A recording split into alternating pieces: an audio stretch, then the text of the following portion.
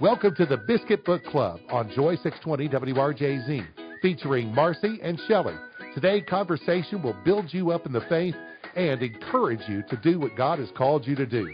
Brought to you by Simplify Hauling. And now, let's go to the studio with Marci. Welcome back to the Biscuit Book Club, y'all. We're serving up stories with Southern charm. I'm Shelly. And I'm Marci, and we are really excited about this recording because Shelly and I are it's just the two of us today.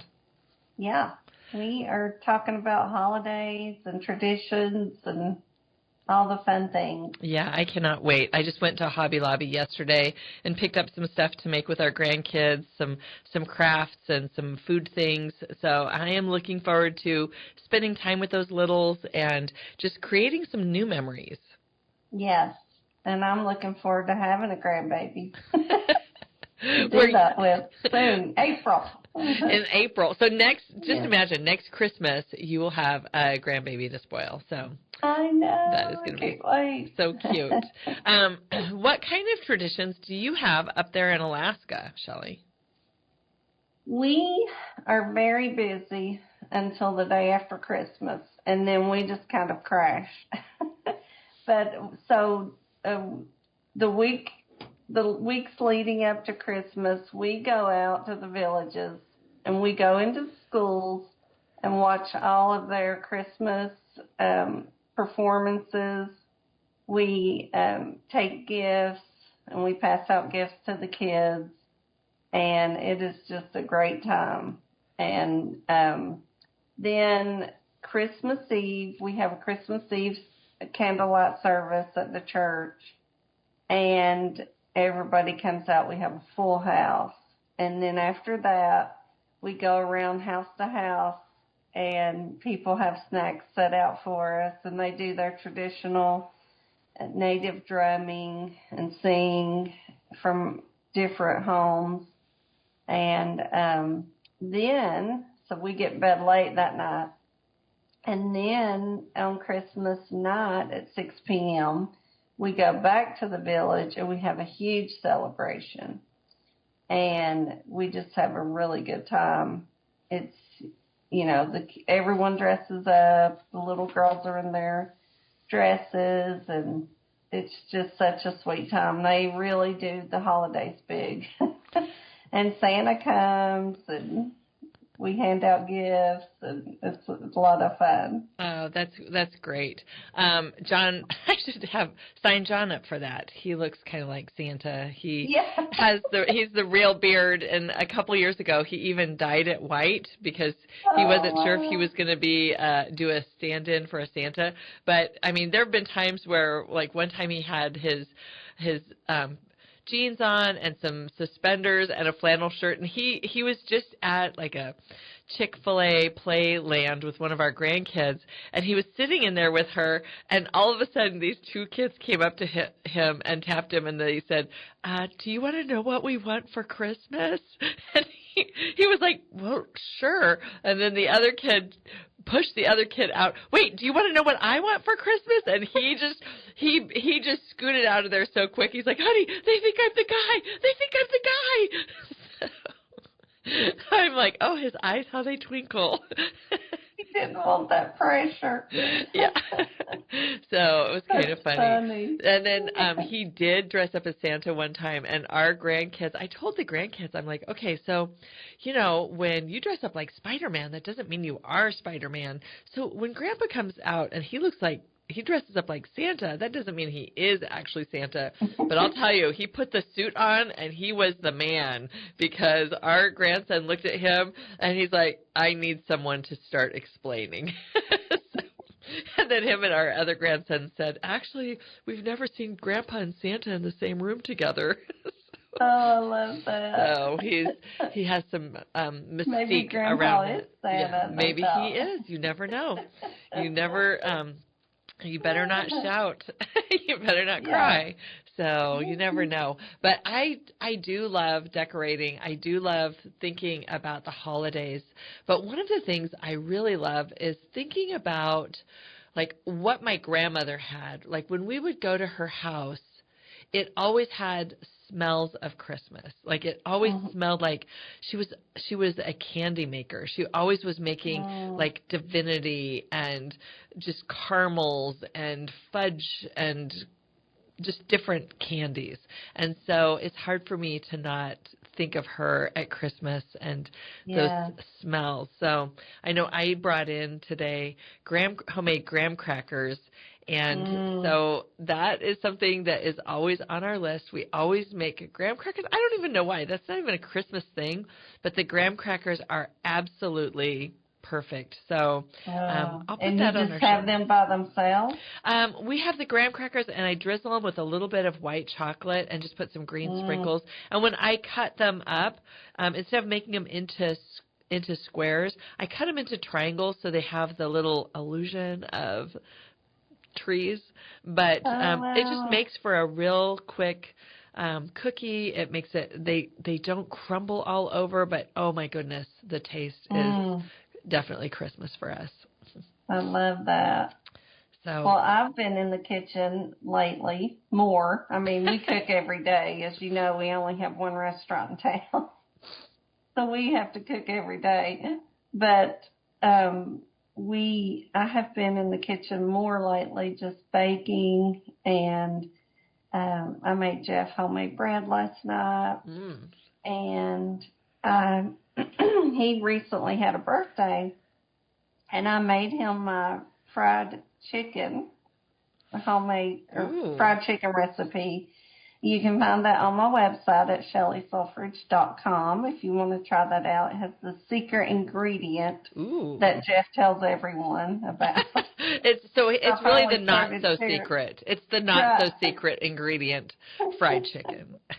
Yes, I finally started sharing it with everybody because he was telling it.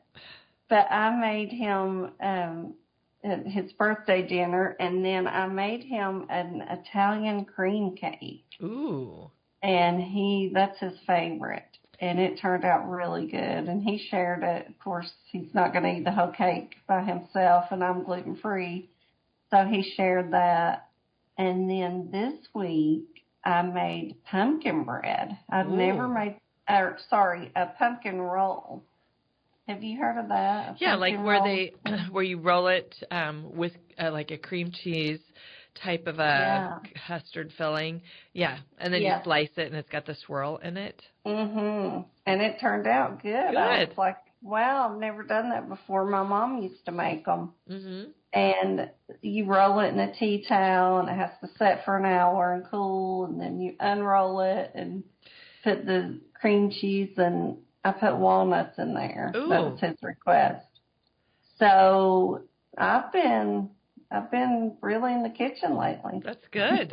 That sounds great. I haven't made pumpkin roll for a while because it is a little bit labor intensive, and you do have to have a lot of time. So I have not done that, but I did make pumpkin cinnamon rolls with a maple cream cheese glaze, and that was those were pretty tasty. But that sounds good. And then the other thing that I love is just the story of Christmas, the story of Mary, the story of, like, I love bringing out the nativity scene. I love the thought of that Christmas night. And, you know, I've heard people say, well, the wise men weren't there till Jesus was 3. And I'm like, why couldn't they have already been on the way?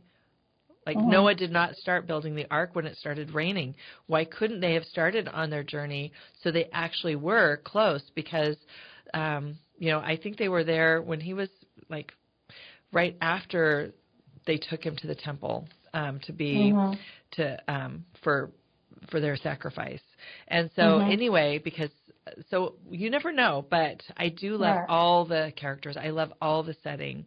And a few years ago, you and I were talking about this, and a few years ago, a pastor asked me if I would write a Christmas story from Mary's point of view, modern times.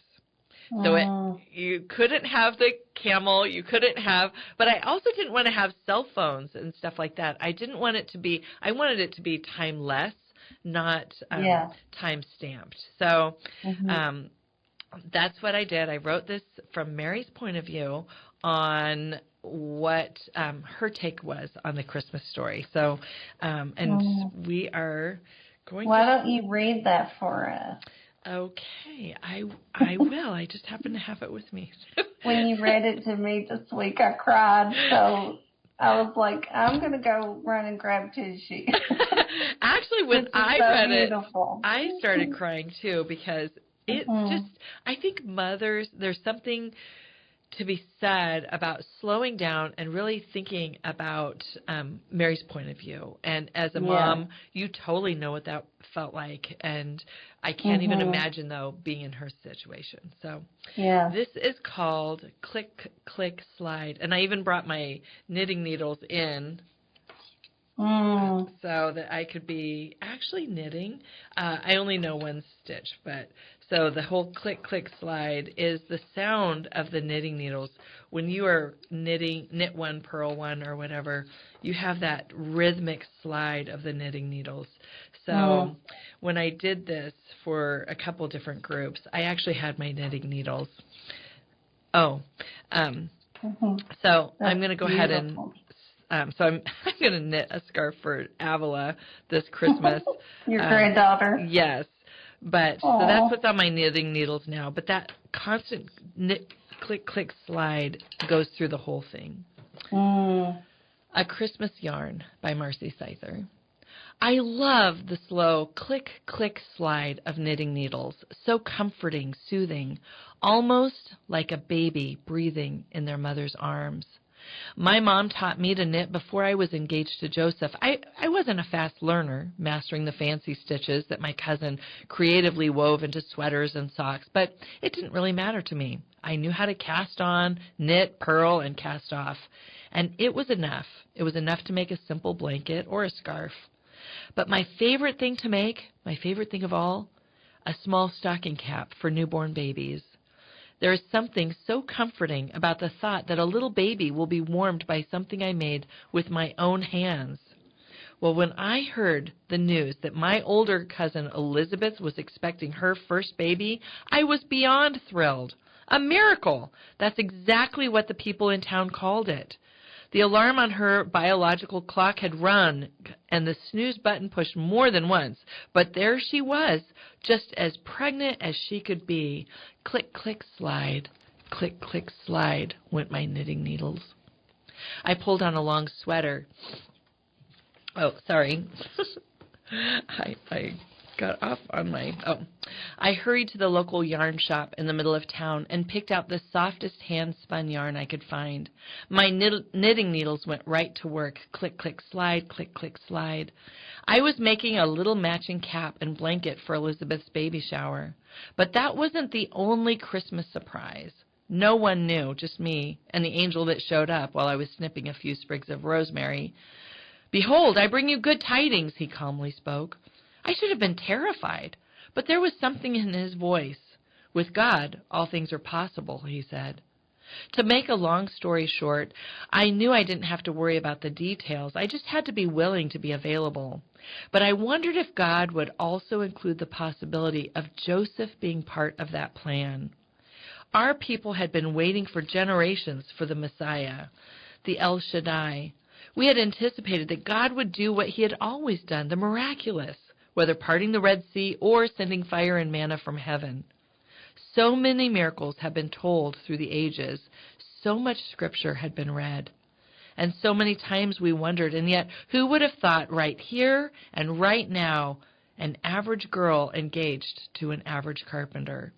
And yet the Lord chose to find favor in me, a humble bondservant of the Lord. "Yes, may it be as you have said," was my reply. Click, click, slide, click, click, slide. At that moment, God reached down from heaven, past the stars he had placed in the night sky, the planets he set into orbit, and he touched the womb of a young girl, me, creating life from something other than dirt, but breathed into all the same. To have answered differently would have been to tell God that I really didn't believe in his sovereignty, and to refuse or hesitate would have been informing the great I am of our people that The plans I had for my life were much greater than the plans he had to bring light into a dark world. I was carrying my own Savior. I was going to need more yarn. Click, click, slide. Click, click, slide. As soon as the knitted gift for Elizabeth's baby was done, I wrapped it in tissue, packed a small suitcase for my journey, and left for my cousin's home. I'll only be gone for a month, maybe 2, I reassured my fiancé, Joseph. She might need a bit of help getting ready for the baby, and I can work on wedding plans while I'm there. I told him and my parents, but inside I was desperately needing some space to process everything that was going on. The smell of curried lamb, which is usually my favorite, made me nauseous, and in the afternoon I found myself longing for a nap. I pulled on a long sweater, hoping no one would notice that my girlish shape had shifted somewhat. Click, click, slide, click, click, slide. And for some reason, pomegranates tasted better than ever. Even my father noticed one day as I ate 3 in one sitting. Click, click, slide, click, click, gulp. Elizabeth's countenance brightened beyond the glow of pregnancy when I walked into the courtyard of their familiar home. She wrapped me in her arms and squeezed me tight, something I desperately needed. My world had been turned upside down, and I didn't have anyone I could confide in. Elizabeth looked at me with wonderment in her eyes, and with a cupped hand over her bulging stomach, she said the baby she was carrying had not only kicked, but had literally jumped for joy at the coming of the baby I was carrying, my baby. How could an unborn child know if my own dear Joseph didn't? Click, click, slide. What was he going to say? Click, click, slide. What was he going to do? That was the thought that occupied my heart and my mind for the next few weeks until I returned home. As if Elizabeth's baby knew, maybe, just maybe, God would help me break the news to Joseph without breaking his heart. We had waited so long to be an official couple. But yes means yes, and my yes to God was already growing inside of me. A small bump, but a bump nonetheless. When I returned home after being gone, Joseph noticed. He said, I look different. Maybe I was wearing my hair different? He asked about my trip and then mentioned that Elizabeth must have made all my favorite foods while I was there. He teasingly reached out to tap my stomach, but I took a step backwards. Click, click, slide, click, click, slide. He held my hands in his so rough and strong, a contrast to my soft skin. And then I told him everything. Through tear-streaked emotion, I told him everything. He didn't say a word. In silence, his hands let go of mine.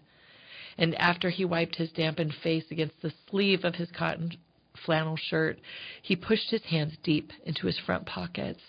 After all these years of waiting, he choked out the words, still in disbelief. I wasn't sure if he was talking about God's fulfillment of the long-awaited prophecies, or if he was talking about me, unsure of our love and commitment. Did his view of me change from bride-to-be to the unfaithful woman, one he would not and he could not start a family with because of the disgrace and distrust? Not just because of him, but how would this affect both of our families? He didn't look up. He just turned away, and I watched him walk my future. He walked down and disappeared around the bend. Click, click, slide. Click, click, weep. I didn't really know what would happen. The angel didn't exactly share that information with me before leaving. I wanted to run after him, but what would that really change? I was beginning to show, and a girl can only wear so many oversized sweaters before people begin to ask a few questions. I had to trust, just like I did after the angel, after Elizabeth, that God was big enough to handle this as well. I have my doubts, and I'm sure you do too, but yes means yes, and as hard as I knew it was, I knew that if I had trusted God to come into the world in this unexpected way, I could trust him with my unraveled and broken heart. I think the threads of doubt are natural, but it's what we do with those threads that determine the strength of our character, the fabric of our very being. At least that's what I told myself over and over as I cried myself to sleep that night. Click, click, slide. Click, click, slide. Joseph sent word the next morning that we needed to talk by phone. Click, click, slide. And in private. It was all I could do to stay calm. He wanted me to come over around noon, so I washed my face, hoping the dark, puffy circles under my eyes wouldn't be so obvious. Click, click, slide. Click, click, slide. Then I went home to what I had hoped would be where we had started a family. I half expected to see the beautiful armoire he had made for me as a wedding gift thrown outside and shattered and maybe charred. But the grief-filled face I had seen the night before was changed. It was different. He told me he had planned to quietly break off our engagement, but instead he had been visited by an angel, and he was in charge of caring for me and the baby I was carrying. He said yes as well. Click, click, slide. Click, click, rejoice. We both laughed. This was something we had never discussed in premarital counseling. It was something that had never happened before, and it will never happen again. The ancient promise fulfilled, a miracle, one God, one Savior for all the world. That night we went to the local magistrate and said our vows. We were in this together, Joseph and I. God is amazing. He is who he said he is, and I believed it now more than ever before. With each passing month, I grew bigger, and we knew the baby could come any day. Joseph had a choice to make. Leave me at home or take me on the road with him to where the census was being taken. Click, click, slide. Click, click, slide. I decided I would rather go versus being left alone in a town I grew up in. But now things were different, as if I didn't hear what was being said about me at the farmer's market or the local shops about to give birth to a baby. I could see them doing the math in their heads when they asked the due date and how long Joseph and I had been married. How could I expect them to react any differently? Yet it was strangely cold all the same. So we went, together, Joseph, me, and the little bump whose kicks I could feel from where he was growing bigger every day. Click, click, slide. Click, click, slide. The journey was harder than I thought it would be, and by the time we reached our destination, I knew I was in labor. Not just the little teaser contractions, the ones that let you know the time is now. I could hardly breathe without a soft moan escaping my lips. I wished the angel had filled me in on this part of the process and encouraged me to book a room in advance.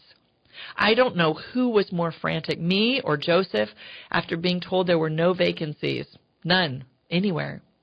Thankfully, an old innkeeper told us we could find shelter out back in the barn. His wife was kind enough to offer a few blankets. At that point, whether we were inside or outdoors, it did not matter because the baby was coming. Click, click, slide, and the whole world, click, stood, click, still, slide. As if God said, let there be love. And it was so. He sent his promise in the form of a little perfect babe. Amidst the chaos of town, starlight exploded across the velvety expanse above. A moment of perfect calm. Something felt beyond me, beyond Joseph, beyond the barn we shared with a few sheep and donkeys. It was a tranquil hush, felt by all humanity from ages past to generations yet to come. Everything stopped while the lungs of a newborn filled the very air he had called into being. He opened his eyes, and out of the perfectly formed lips came the sweetest sound of all, a baby's first cry, a sound so pure it is forever imprinted on my soul. Click, click, slide, click, click, ah. We named him Jesus, just like the angel had said, Emmanuel, because God was truly with us. So many things happened after that birth that teetered on the edge of unbelievable. Even though I was there, the babe cradled against my heart, counting his tiny fingers and toes, stroking his soft hair. I have found myself pondering that moment many times, over and over and over. What would you have done differently if you had been in my shoes? Except say yes. God is who he said he is. God did what he said he would do. All I was really responsible for was waiting, trusting, and believing that the Prince of Peace had not only come to earth, but he had come for me. He came for you. Oh, come, let us adore him. Oh, come, let us adore him. Oh, come, let us adore him. Click, click, Christ the Lord. Slide. Oh, that's so beautiful. Well, I hope that blesses your Christmas, Shelly, and I love that. I hope that that's something that resonates in the hearts of our listeners as we talk about the holiday season. I know the holidays aren't always easy for everyone, but just to really kind of focus on keeping the most important thing, I think, is the most important thing. Yes. Oh, beautiful. I love that. Thank you. Do you have any parting thoughts? Yeah. As I compose myself. I just thought about just preparing our hearts for this time and keeping what's most important. I thought about Cynthia Richie's book she wrote. Mm-hmm. People want to add that to your holiday.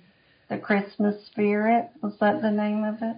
And it's for Advent. So, which when this airs will already have been in the middle of Advent. But you know what my thought is? It's never too late to start. Mm-hmm. So if you start Advent a little after when people traditionally start, it's never too late to prepare your heart. So this Christmas season, I hope that you have a wonderful time up there in Alaska as you're being with all those kiddos and going house to house and singing. And we are really looking forward to our Scyther family Christmas, and we'll be thinking of those who aren't around our table this year. But for sure, we'll be thinking of what it was like for Mary that very first Christmas, saying yes. And we're just thankful so much for, Shelly, I'm thankful for you. You're a gift to me, and so are our listeners.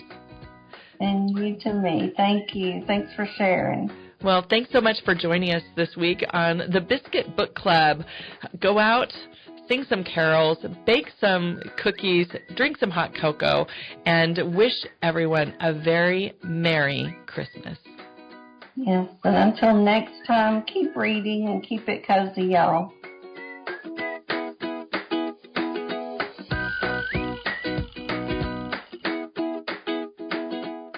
Thank you for listening to today's Biscuit Book Club with Marci and Shelly. Be listening next week at the same time for great encouragement and a challenge for what God has for your life on the Biscuit Book Club on Joy 620 WRJZ.